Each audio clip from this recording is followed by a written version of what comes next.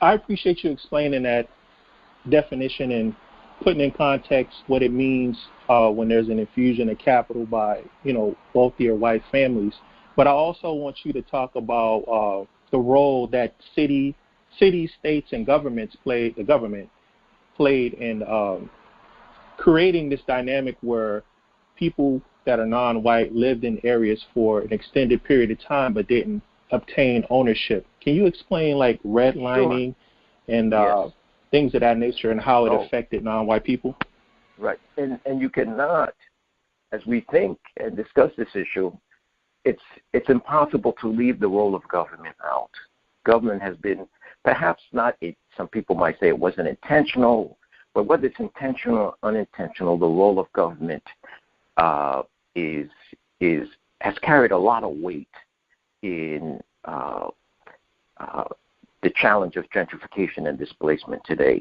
But in terms of both federal, local, and also the private sector, redlining is basically an approach that involves a formal or informal designation of areas based on race or ethnicity, not exclusively, I have to say, because there's some instances around in urban history where white communities have also been displaced as a result of the same government forces. But for the most part, this has involved black and brown people.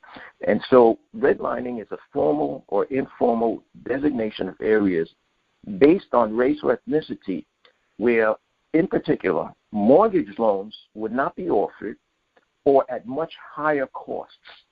And so banks, with the support of government, federal government, state government, local government, would designate certain areas for economic disinvestment. And lo and behold, those areas, for the most part, in many northern cities, were black areas, and in some cases, Black and Latino areas.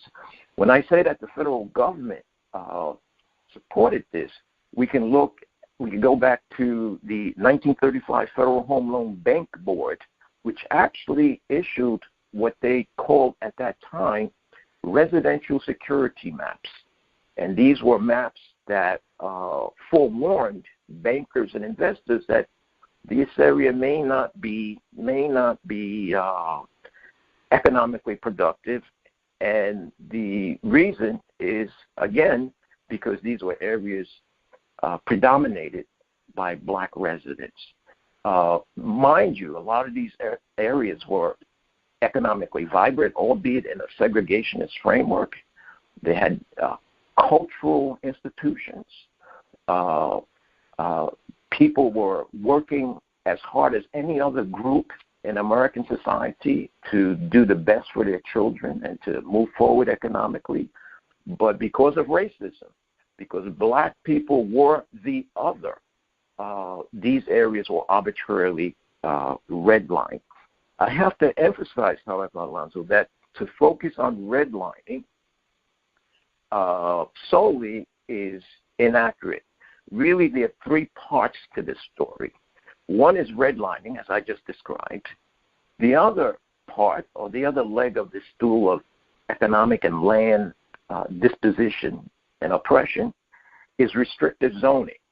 And so in addition to redlining certain areas, local and state governments also instituted zoning that would, in effect, prevent blacks and Latinos in places like New York City, Boston, Philadelphia, to move out of these redline areas into, let me say, so-called better areas, which were predominantly white. And they could be in the same city or in the same suburbs, but restrictive zoning was used to prevent certain kinds of homes, certain kinds of businesses, and a lot of times these are directly connected to how do we stop blacks from coming here.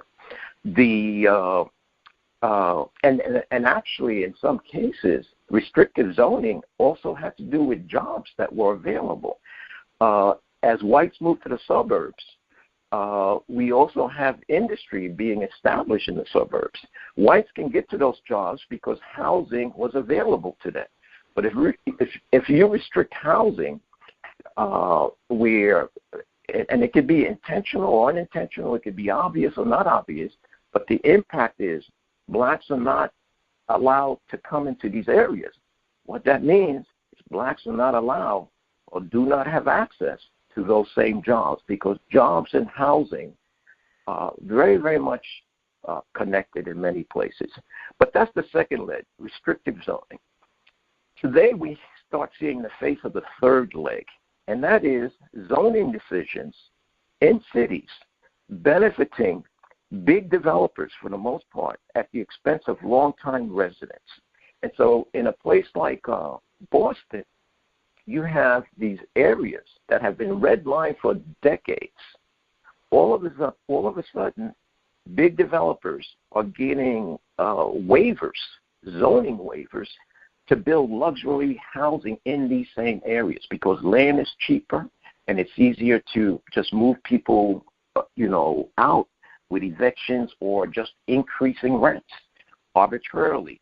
And so in Boston, we're engaged in a fight to ensure that zoning, this particular leg of zoning, is not utilized to contribute to displacement. So when we talk about redlining, we also have to talk about the two other legs, and that's restrictive zoning. Blacks can't get to the suburbs or to certain parts in the same city, and also today's zoning decisions that benefit big developers interested in building luxury homes for the most part and raising rents, which results in people needing to move out of areas that for generations they resided in, and for generations they and their families struggled to make the community better. I'm glad you brought up the restrictive zoning, because what comes to mind is sports stadiums also being developed in these black areas and non-white areas. For example, in Los Angeles, right, there is the I think it's the Los Angeles Rams Stadium being constructed in Inglewood, California, if I'm not mistaken, and it's displacing a lot of residents. Right. And the same thing has happened in Atlanta in a major way, in cities really across America, because it's an argument that says this land can be put to better use economically, regardless of the history of the land, the history of longtime residents on this particular land.